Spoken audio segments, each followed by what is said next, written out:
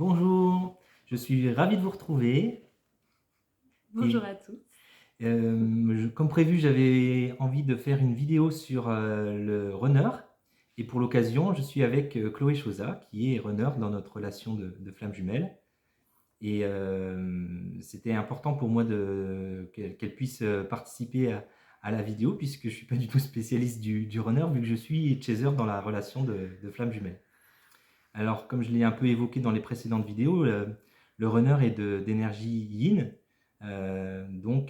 qui a les composantes plutôt d'observation, de réflexion, de ralentissement et de compréhension aussi de tout ce qui est un peu subtil.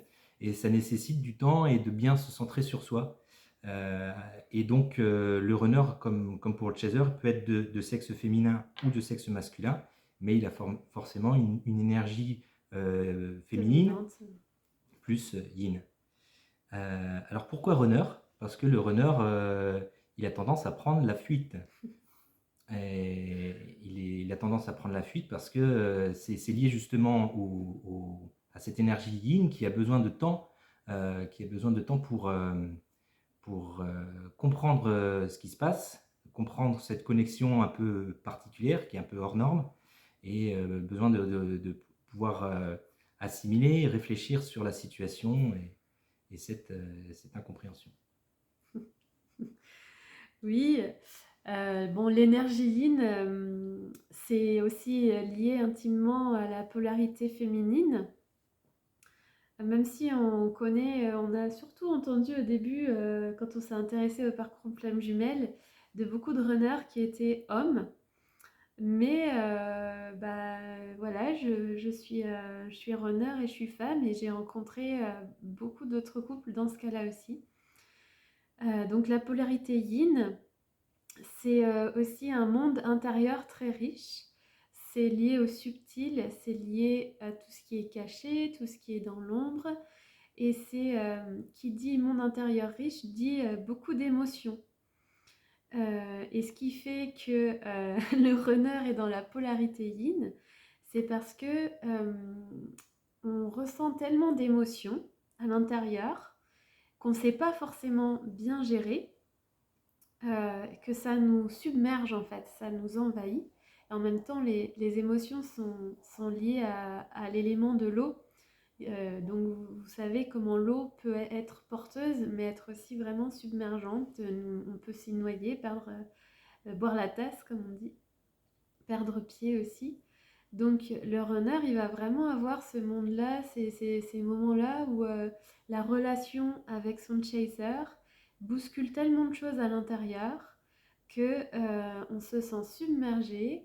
Et à ce moment-là, on a besoin, alors soit de se retrouver seul, soit de fuir la relation parce que ça fait bouger tellement de choses à l'intérieur qu'on n'a plus l'espace pour accueillir notre chaser, la relation telle qu'elle est, etc. Donc ça, si on est runner, pas encore éveillé à tout ce qui se passe au monde intérieur, au subtil, franchement, c'est tellement bouleversant que c'est là que le runner run, il court, il fuit. Ou dans le cas des runners éveillés dont je fais partie, même si on connaît un peu ces mécanismes, on connaît le subtil, c'est pas pour autant que c'est facile à gérer. Et on ne fuit pas la relation parce qu'on est bien conscient du lien avec notre chaser et il est très profond. Par contre, on va avoir régulièrement besoin de s'isoler, de s'enlever du couple, puisque 1 plus 1 égale 3. Donc on va s'enlever du 3, on va s'enlever de l'espace couple pour se recentrer et apaiser un peu tout ça, voilà, par les techniques qui sont les nôtres. Et une fois que j'ai pris du temps pour moi, que je me suis posée, ça se calme, je me remets en connexion avec ma vraie nature, ce qui fait que l'ego, il peut se calmer et se remettre à sa place. Et là, à nouveau, c'est bon, j'ai créé un espace d'accueil pour l'autre, pour vivre la relation et je peux revenir dans le 3. Voilà. Et alors il y a des théories aussi qu'on peut trouver sur Internet ou dans certains articles qui précisent en fait que c'est plutôt le runner qui découvre en premier le potentiel de la relation parce que justement il est relié à cet aspect plus subtil, plus spirituel. Alors c'est possible aussi. Nous, dans notre cas, la rencontre s'est faite où le chaser moi-même a vu le potentiel et a voulu l'exprimer assez rapidement. C'est pour ça qu'on est plus rattaché à la théorie selon laquelle c'est le chaser qui a cette énergie yang, puisqu'il est dans l'action, il est dans l'expression de ce qu'il ressent, et le runner plutôt dans l'énergie yin. Le Mais ressenti. voilà, mais justement, une des spécificités du runner, grâce à cette énergie yin, c'est peut-être aussi cet aspect à voir aussi cette connexion hors norme du fait qu'il a pu avoir fait un travail spirituel peut-être plus important que le chaser. En tout cas, c'est notre cas. C'est que j'avais fait un travail spirituel auparavant, mais tu avais peut-être plus cheminé plus longuement Oui, auparavant. ça faisait plus longtemps que je pratiquais et que je m'intéressais à ça.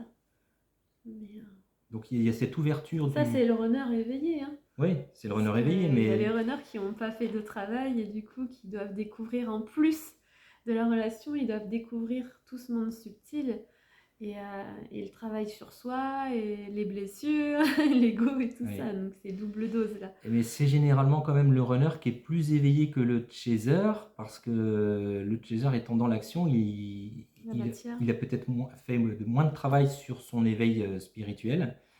Donc ça va être encore plus challengeant pour le chaser, parce qu'il ne va pas comprendre du tout cette fuite ou cette tendance à vouloir s'isoler du runner, malgré le fait que le chaser comprend la spécificité, enfin comment dire, cette connexion hors norme qu'il rencontre avec le runner.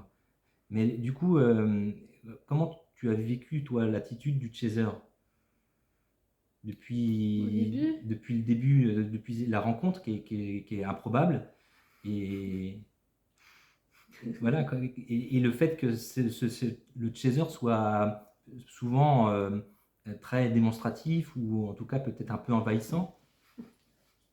ah bah ça c'est sûr. Alors moi comment je l'ai vécu, ben déjà tu te manifestais pas mal dans, je sais pas, nous comme on s'est rencontrés juste avant le premier confinement, on s'était ajouté sur Facebook peu de temps avant et dès que je publiais un truc, il mettait des cœurs, enfin il manifestait son attirance ou son appréciation comme ça, beaucoup, beaucoup. Bon, moi, ça m'a pas dérangé, mais j'étais là, ouais, mais c'est qui ce mec qui aime tout ce que j'aime, qui aime tout ce que je fais, tout ce que je dis, tout ce que je partage. Ça fait un effet curieux, parce que même si j'avais eu des relations auparavant, on se dit, tiens, est-ce qu'il en fait pas un peu trop? C'est vrai que nous, enfin, en tant que runner, je suis plus à observer. Il va être plus dans ouais, l'action, quoi. Donc j'observe plus, je fais par rapport à mes ressentis. Donc on voit déjà qu'il y a une différence d'action, de vivre ce qui est en train de se créer. Après, au début, franchement, c'était pas envahissant. Par contre, quand on a commencé à être ensemble dans une relation amoureuse, il y a eu un moment où en effet ça a pu m'envahir certaines demandes et puis de savoir surtout que j'étais ta priorité, que le couple était sa priorité. Ça m'a vraiment mis de la pression parce que je ne fonctionne pas de la même manière et ce qu'on a appris auprès des sœurs Baudin, Daisy et Julie, merci au passage si vous nous écoutez, c'est que le chaser va fonctionner en pyramide avec son couple au sommet, alors que le runner va vraiment être ah ben un coup ça va être le couple, mais un coup ça va être mes amis, un coup ça va être mes projets, la famille. Donc c'est vraiment une façon de faire différente qui peut, c'est vrai, vraiment ouais, mettre la pression parce qu'on se dit, ah là là, mais si je suis la personne la plus importante pour lui, déjà on peut culpabiliser de ne pas ressentir forcément la même chose tout le temps. Et puis, du coup, forcément, le chaser, il va avoir des demandes pour vivre le couple, soit à travers des moments à passer ensemble, une proximité physique, qui, moi, m'a vite envahie, puisque la problématique du runner, c'est la liberté. C'est pour ça souvent qu'il fuit d'ailleurs, parce que pour lui, l'engagement est synonyme de perdre sa liberté. Donc je ne l'ai pas vécu comme ça grâce au travail que j'avais fait juste avant, mais ça n'empêche que les sollicitations du chaser sont, sont pas tous les jours faciles à vivre parce qu'on a l'impression qu'il nous... On sent que... on sent qu'il y a une relation de fou à vivre. Et à la fois, on dit, oh, mais moi, j'ai envie un peu d'être dans mon coin, d'être tranquille, de gérer ce qui se passe à l'intérieur. Enfin, voilà, c'est un peu... En fait, tes demandes en tant que chaser, ça vient faire écho au lien qu'on sent qui est très fort avec lui.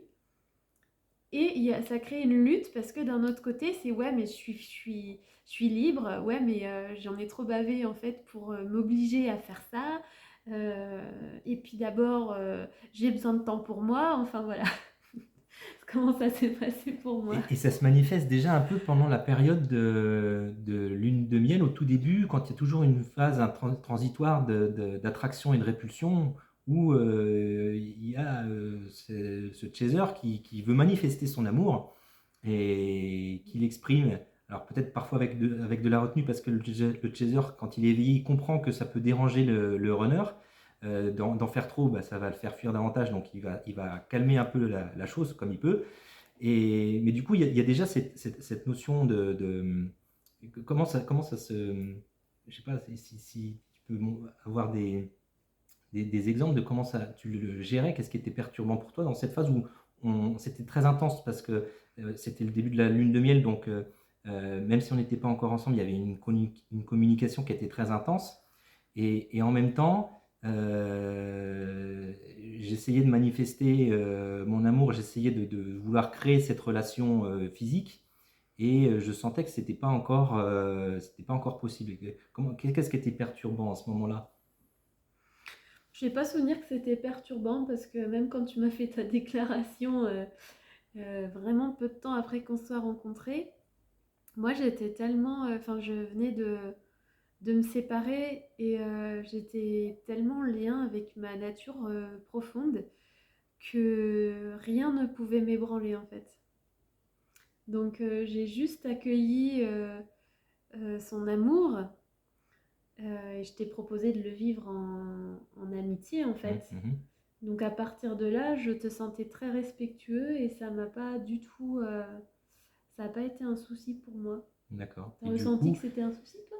bah, le chaser il a des difficultés justement dans cette partie Oui. où il souhaite manifester, et c'est le cas aussi après, dans les phases de séparation. Le chaser, sa grande difficulté, c'est de ne pas pouvoir se sentir accueilli quand il veut exprimer son amour. Donc c'est dans la phase de préparation, enfin la phase de transition de la lune de miel, où il y a ces échanges d'attraction, répulsion qui ont lieu et qui est plutôt perçu par le chaser, parce que le chaser est en attente et a un besoin de manifester son amour qui peut pas aboutir, en tout cas dans l'immédiat. Et c'est ça qu'il doit gérer. Après, le travail du runner se fait davantage par la suite. Alors, soit parce qu'il y a une réunion en couple et que du coup, le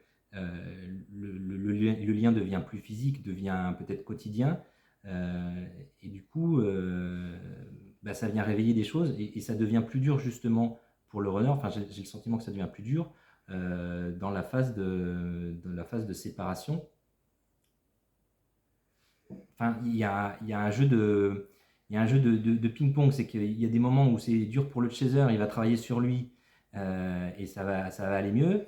Et puis, le runner, ça va être à son tour d'avoir des moments d'avoir des moments un peu plus compliqués. En même temps, il faut savoir que nous, on a fait le choix de vivre ensemble. Donc, on avait rencontré surtout des couples où le runner et le chaser vivaient dans 2 lieux séparés. Et c'est vrai que ça nous a plus d'une fois et plus de 2 traversé l'esprit, puisqu'on recherche un lieu où vivre ensemble ailleurs.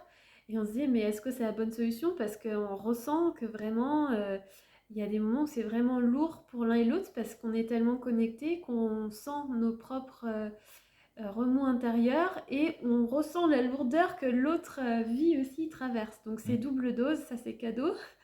Donc en vivant ensemble, c'est 2 fois plus challengeant puisque, à moins d'avoir des petits lieux refuges où respirer de temps en temps ou une dépendance, enfin je sais pas, pouvoir partir certains moments pour se retrouver, se reconnecter, on vit quand même toujours en lien avec notre autre. Donc sachant que le chemin de flamme jumelle est intense, qui demande des grosses transmutations intérieures. Quand on vit ensemble, en fait, il n'y a aucune échappatoire et on est toujours en lien avec notre jumeau. Donc, c'est ça qui, pour moi, est difficile en tant que runner. Mais tu l'as exprimé aussi, au final, on ressent le besoin des fois de couper, quoi, de se retrouver chacun dans notre coin. Et puis, quand ça va mieux, Oui, on parce que s'accueille. c'est difficile aussi pour le chaser, puisque lui-même, il a besoin ne se sentant pas accueilli quand le runner est un peu plus en repli et un peu plus besoin de solitude, euh, il a besoin comment dire, de travailler un peu sur sa sécurité, parce que ça vient réveiller des blessures. Personnellement, j'ai des blessures plutôt de rejet qui se manifestent. Alors ça peut être d'abandon aussi, hein, chez le chaser. Et le runner également a des blessures d'abandon, de rejet, plus ou moins fortes. Donc moi personnellement, ça vient travailler les blessures de rejet, et c'est ce que je dois travailler dans les périodes justement où le runner est plutôt dans le besoin de se recentrer sur soi, d'être un peu plus dans la solitude, d'être un peu plus dans l'accueil de ses émotions. Parce que du coup, le chaser se sent rejeté, ne se sent pas accueilli, donc forcément, ça vient réveiller des blessures de rejet. Donc voilà le principal travail que fait le chaser, mais je ferai une autre vidéo sur le sujet. Et du coup, le runner, quel est le travail qu'il doit effectuer, principalement par rapport à ce que ça vient réveiller? Parce que le chaser, au bout d'un moment, il peut avoir envie de fuir la relation lui-même. Il y a un jeu comme ça où c'est fuis-moi, je te suis-moi, je te fuis. Au bout d'un moment, quand il se rend compte, je parlais de sécurité tout à l'heure, quand il se rend compte qu'il n'est pas accueilli, bah, au bout d'un moment, il se sent un peu revivre des émotions un peu compliquées, et il se dit à quoi bon, j'ai pas envie de revivre des choses qui sont compliquées pour moi, et je préfère mettre un terme à la relation. Du coup, ça peut réveiller des blessures d'abandon du runner, même si d'habitude, enfin, d'habitude, il n'y a pas de grande théorie, mais c'est souvent le runner qui va mettre en place, enfin, qui va vouloir se séparer, qui va entamer l'étape de séparation. Mais ça peut être très bien aussi le chaser parce qu'il ne supporte pas, il ne supporte pas, il se sent pas confortable dans la situation où il n'y a pas d'accueil de son amour. Enfin, selon lui. Enfin, Oui. selon ce qu'il perçoit. Oui, ce que je voulais ajouter, parce que là tu touches un point qui est important, entre chaser et runner, puisque le chaser est dans la matière, dans le concret, dans la manifestation de l'amour, dans sa partie visible, il a besoin en effet d'être rassuré que oui, on l'aime, que oui, que oui, on veut être avec lui, on veut vivre cette relation avec lui. Et nous, le runner, comme c'est plus subtil, c'est plus la face cachée, le ressenti. euh, Ce qui se passe, c'est que quand on dit je veux sortir de l'espace du couple, nous, en tant que runner, ça ne remet pas en cause l'attachement qu'on a à notre chaser. Par contre, le chaser, lui, quand il entend ça, il entend « Oh oh, elle prend de la distance, c'est que c'est de ma faute peut-être, ou alors c'est qu'elle m'aime moins, ou alors elle va se rendre compte que peut-être elle veut quitter la relation, alors que pour ma part, pas du tout. Ça remet rien en compte, c'est juste un besoin pour gérer mes remous intérieurs, parce que c'est vraiment le bordel, quoi, la plupart du temps.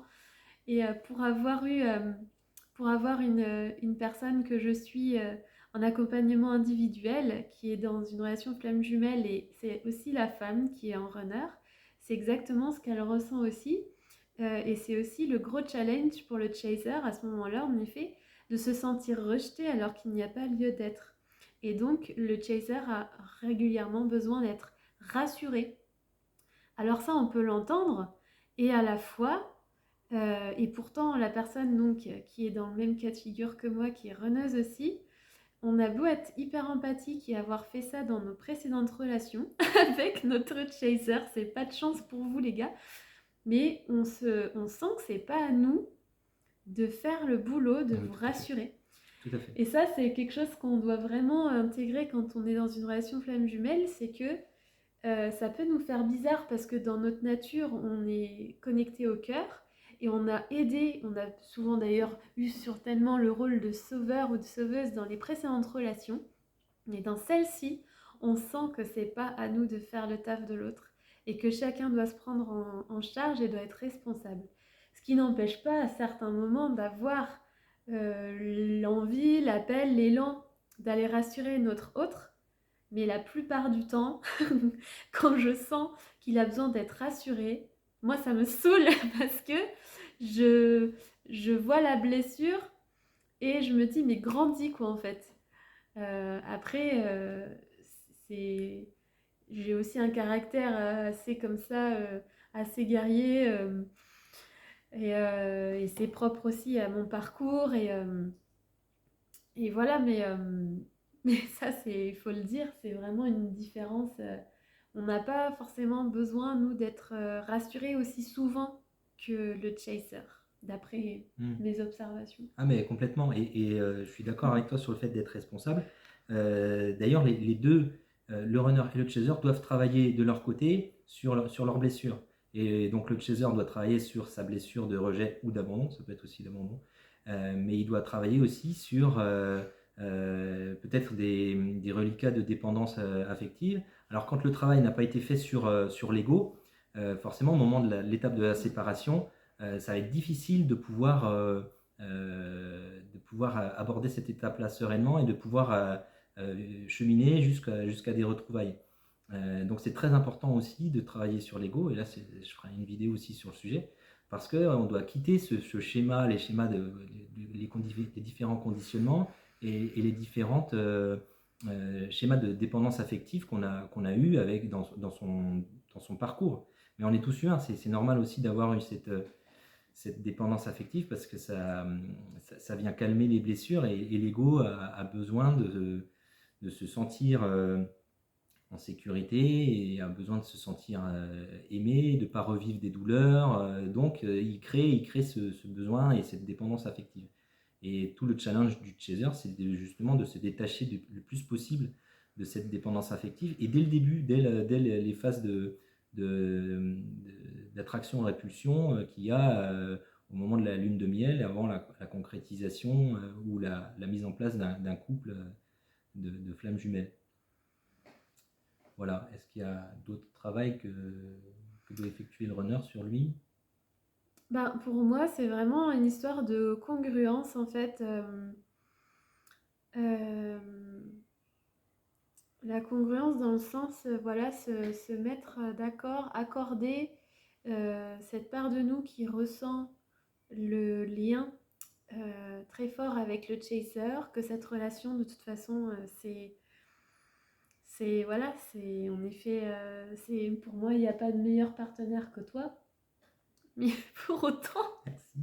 pour autant de savoir ça, ça rend pas les choses plus Non, faciles. non. Donc, juste être conscient de ça et d'être OK avec le fait que, ouais, on sait ça et à côté, il y a quand même des espaces qui sont nécessaires pour faire le travail et que ça veut pas dire que qu'on est un mauvais partenaire parce que souvent, Moi, c'est ce que je vais avoir comme ressenti. Donc toi, tu vas avoir l'impression que je suis pas investie autant que toi dans la relation, ou que peut-être je t'apprécie pas, ou j'ai envie de quitter la relation, alors que pas du tout.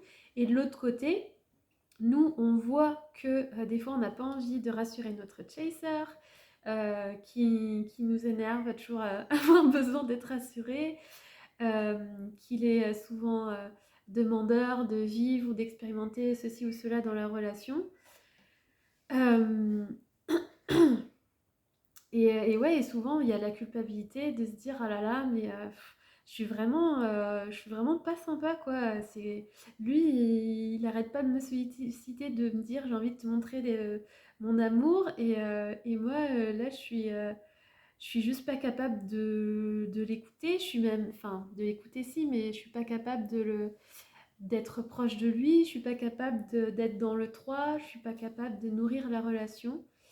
Donc, je pense que le travail du runner, c'est vraiment ça, de se déculpabiliser de cette impression d'être un mauvais partenaire, et de vraiment prendre les temps nécessaires, seul si besoin, euh, pour se retrouver et justement se reconnecter au lien et faire la paix à l'intérieur pour s'autoriser à vivre la relation, quoi.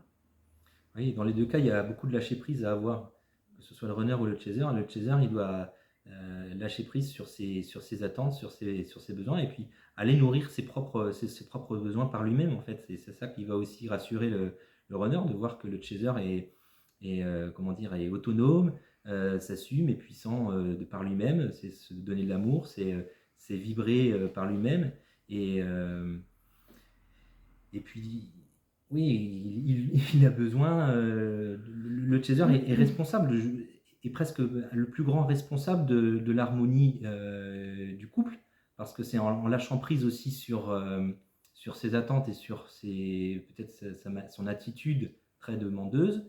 C'est en lâchant prise qu'il va rassurer le runner, qui a aussi besoin d'être Ouais, tout rassuré à sur le fait. fait que, ok, je vais pouvoir aussi avoir ma liberté, je vais pouvoir vivre mes émotions, je vais pouvoir continuer à avoir mes propres expériences entre amis, seul, en couple, avec les enfants, etc. Sans que ce soit un souci pour toi, Voilà, pour ça. notre chaser, en fait. Donc la responsabilité est presque un peu plus grande sur le chaser, de pouvoir en fait laisser le runner vivre son expérience, vivre sa vie, quoi. C'est ça, comme tu disais, ça casse pas le lien. Non, Et comme je le au disais contraire. dans d'autres vidéos, c'est vraiment une relation spirituelle, la relation de flamme jumelle. C'est pas, faut pas voir ça comme une relation, ouais, c'est un amour fou, passionnel. Ça peut l'être à certains moments, Oui. mais c'est surtout une relation spirituelle qui fait évoluer. Alors quand comme tu l'as dit, on choisit en plus pendant la séparation de rester ensemble, bah, ça fait évoluer 2 fois plus vite, mais c'est 2 fois plus dur, quoi. J'ai Ouais. l'impression. Et donc certaines flammes jumelles souhaitent matérialiser la séparation pour que ça soit un peu plus simple pour eux, en tout cas moins de challengeant au quotidien, ce qui s'entend aussi, quoi. Tout est possible. Ouais. Tout est possible, mais la base, c'est lâcher prise et faire du mieux avec ce qu'on ressent, et se laisser porter par les énergies, hein, en ayant beaucoup de compréhension l'un pour l'autre et beaucoup de communication. Ça nous a beaucoup aidé. Bah, on n'aurait pas ça, ce serait vraiment la galère. Voilà. Ouais, ce que tu disais, c'est vraiment ça. Très important pour le chaser de comprendre que plus il, il lâchera du lest sur ses attentes, sur la relation, plus le runner se sentira libre de ses mouvements. Et c'est cette liberté, en fait, enfin, moi en tout cas, en tant que runneuse, plus je me sens libre, plus j'ai l'élan du cœur d'aller dans la relation, dans le 3, d'accueillir. Euh, et donc c'est vraiment le contraire de schémas qu'on peut nous proposer souvent, qui sont proposés dans les relations, à contrôler, être toujours l'un avec l'autre, tout faire tout le temps ensemble. Moi, ça m'étouffe. Après, voilà, il y a souvent d'autres portraits de runners qui vous parleront peut-être plus, mais je sais que pour avoir discuté avec d'autres runneuses, plus vous nous laissez libres de prendre du temps pour nous, de pas être dans le couple, d'en sortir, d'aller et venir, et plus en fait, ouais, on se sent bien et plus on a envie du coup d'être avec vous. Parce que justement, pour le runner, la liberté est fondamentale. Et comme il a pas ce système pyramidal De priorité. de priorité, en fait, c'est ouais, plus je me sens libre, plus c'est mon cœur qui va me mener à toi. C'est pas parce que je me sens obligée ou parce que j'ai une priorité et je n'ai que celle-là et je ne jure que par ça. Mm. Donc l'autre responsabilité du chaser, c'est aussi de casser cette image de priorité et de vivre pour lui et de se laisser aussi porter par les opportunités que lui propose la vie, dans ces moments justement où il n'est pas en couple, de pouvoir vivre des choses aussi avec C'est ses ça. amis, avec ses enfants, pour lui-même surtout. Et c'est important qu'il se sente bien pour lui-même, sans avoir le runner à ses côtés, quoi.